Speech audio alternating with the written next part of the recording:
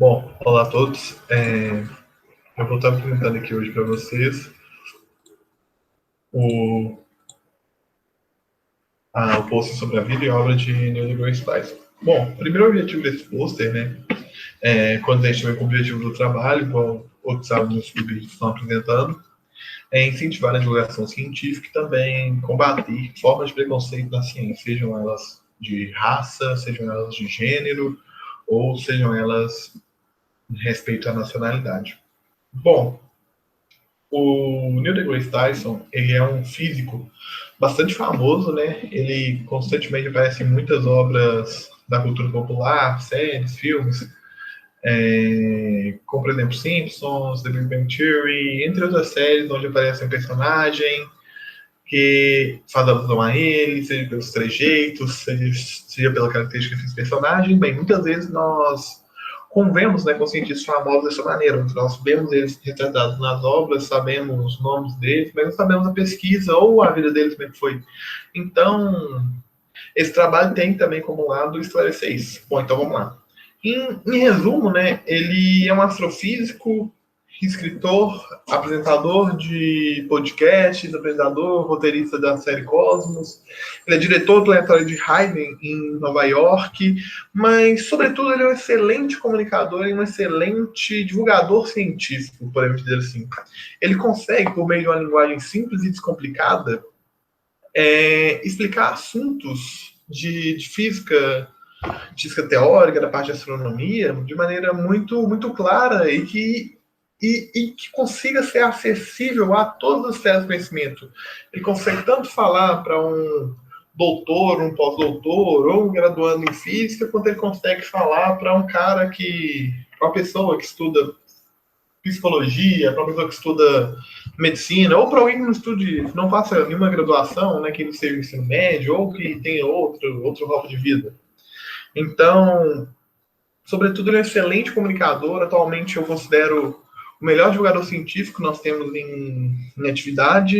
E, bem, vamos fazer aqui um breve resumo da vida dele, né?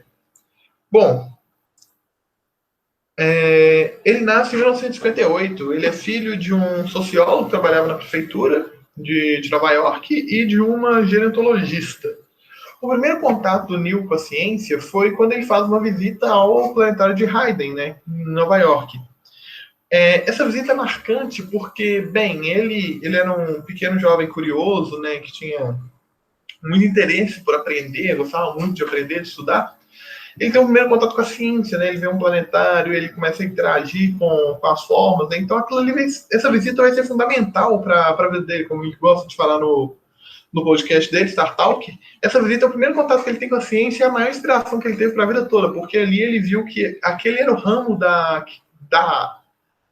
aquela fonte de dúvida, aquela fonte de interesse para a vida dele era o que ele queria saber, que ele queria seguir para o resto da vida, que ele queria perseguir essas dúvidas dele no ramo da física, da astronomia, e ser capaz de responder elas um dia, e quem sabe um dia ser capaz de compreender parte do universo, né? Bom, como eu disse, ele é um excelente aluno, né? Ele é regular nas aulas, possuía boas notas. Não demorou muito até que no ensino médio, no high school americano, né, como eles gostam de falar, ele fosse admitido na Bronx High School of Science, que é uma escola que fica num bairro de Nova York e que ela é muito famosa e muito boa por possuir um ensino um pouco mais, como é que eu posso dizer, né? Um pouco mais elevado em níveis de dificuldade para um aluno de ensino médio, como também apresenta desafios, como uma vivência prática muito maior no ensino das ciências para os alunos que estudam nessa escola, né? Não é uma escola que aceita qualquer tipo de aluno, que tem um processo seletivo bastante rigoroso. E ele foi aceito, ele concluiu o high school lá. E, bem, diversos alunos que concluem seu ensino médio nessa escola, eles vão para universidades de grande prestígio, principalmente no ramo de ciência, matemática, física, química, engenharias. Enfim, com o Neil não foi diferente, ele foi estudar física na Universidade de Harvard aos seus 18 anos. Então, em 1980, de 22 anos, ele consegue o seu título de bacharel em física. Ele segue dando prosseguimento aos seus estudos. Ele tem o título de mestrado em 1983, só que dessa vez pela Texas University. E então ele passa de 1983 lecionando em algumas universidades, trabalhando, escrevendo artigos, pesquisando, sobretudo, até que em 1989 ele obtém seu título de doutorado, e em 1991 seu título de pós-doutorado, toda a área de evolução estelar, terraformação, bastante coisa no ramo da astronomia. Enfim, uma contribuição muito boa, né, dele enquanto cientista, né, um trabalho bem renomado dele, é a sua resolução do problema da alta de urânio. Bem, o que acontece? Nos anos 90, né, eles tinham, igual aconteceu em 2012, eles tinham diversas teorias que afirmavam que o mundo ia acabar na virada do terceiro milênio, né, pro ano 2000. Então, inclusive isso, tipo, uma das coisas que contribuiu, abre aspas, para esse misticismo popular foi uma alteração que os cientistas perceberam na órbita do planeta Urano por volta dos anos 90, final dos anos 80, começo dos anos 90. Bom, então, um dos trabalhos de pós-doutorado do Neil foi descrever qual foi a origem dessa causa. Na época, os cientistas acreditavam que era devido a um choque mecânico de um objeto que eles não tinham detectado, e que esse choque desse objeto mecânico com o planeta alterou a órbita dele. Só que o Neil provou, por simulações computacionais, por cálculos mesmo, que esse objeto não era a causa desse desvio na órbita. Porque para conseguir ter um objeto que fizesse esse deslocamento na órbita, ia ser uma energia muito grande liberada no universo, que não foi mensurada na Terra, na época, e deveria ser, caso ele tivesse acontecido.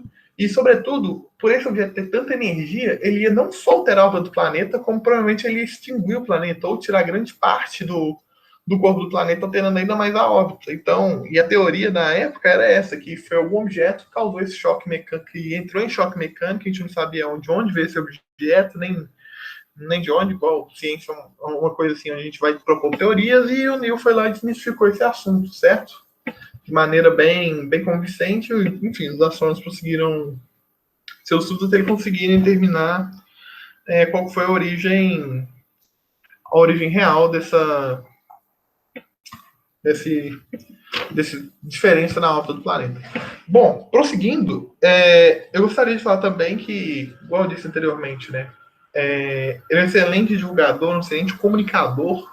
Ele se comunica muito bem, ele sabe explicar muito bem os assuntos de física para as pessoas, né, digamos assim, que são inseridas meio ou não, por meio de linguagem simples e descomplicada.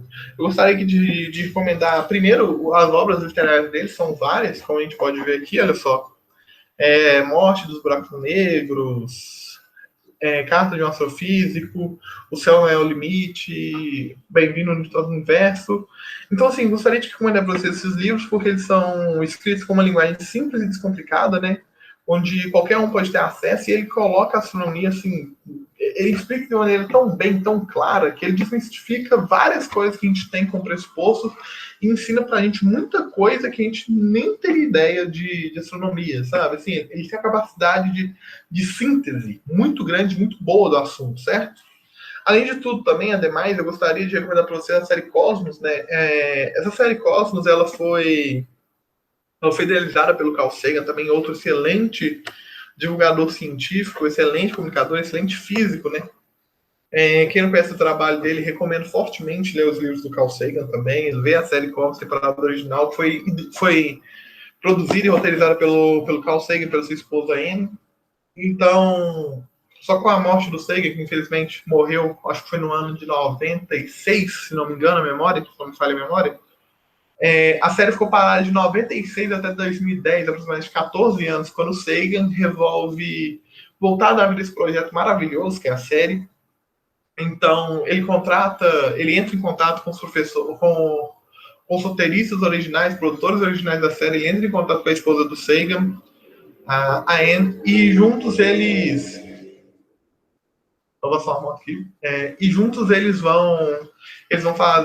produzir mais uma temporada da série, que reestreia, né, em 2014, só que dessa vez não só com foco apenas na física, apenas no universo como um todo, mas eles explicam diversos assuntos extremamente interessantes na ciência, que vão desde um episódio que trata da evolução da vida na Terra e outro episódio que fala de evolução estelar, de como seria uma colônia humanimática, quais são os desafios da colonização de outros planetas. Até falando também, tem um episódio que eles fazem que é bem legal, que conta basicamente a história do eletromagnetismo, trata de Faraday, trata do Maxwell, enfim, tipo, é uma série primorosa, com excelentes roteiristas. O roteiro é escrito pelo Tyson, a produção é feita assim, por excelentes pessoas, então, assim, é uma produção impecável. Eu acho que, sobretudo, é uma excelente recomendação para vocês, principalmente agora, nesse período de pandemia, que a gente tem um pouco mais de tempo livre, né, para poder ver uma série, assistir documentários, enfim. São documentários fantásticos, não é algo chato, é algo prazeroso e muito bacana de a gente se ver. Bom, por fim, eu gostaria aqui de concluir, né, falando um pouco mais sobre a importância do trabalho dele, né, que é um trabalho de levar a ciência para mais das pessoas, não só para o público que é endêmico, né, que tá ali, que são os físicos, matemáticos, enfim, mas de divulgar a ciência para todos no geral. Então, assim, é um trabalho muito bacana que eles fazem e eu recomendo demais que vocês procurem conhecer um pouquinho mais da história dele, procurem, às vezes, ver as séries, ler os livros, assim, é um trabalho excepcional que ele faz e comigo falando, talvez vocês não tenham dimensão, mas sim, é fenomenal as explicações que ele dá, são exatamente muito legais. E é isso, ele desmistifica bastante assuntos da astronomia. Eu não poderia deixar de recomendar para vocês também o podcast dele, Star Talk, que é um podcast onde ele conversa com personalidades famosas dos Estados Unidos, um episódio muito bom que eu escutei, é o episódio com o Morgan Freeman, né? E nesse podcast ele convida atores, humoristas, personalidades norte-americanas, celebridades norte-americanas, e ele tem conversas assim, bem legais com ela, mostra como a física está no dia a dia delas, como elas veem algumas questões da física, o que elas pensam de algumas questões. Então, assim, é um trabalho fenomenal que o Neil vem construindo ao longo do tempo. Bom, gente, muito obrigado. Tenha um ótimo dia.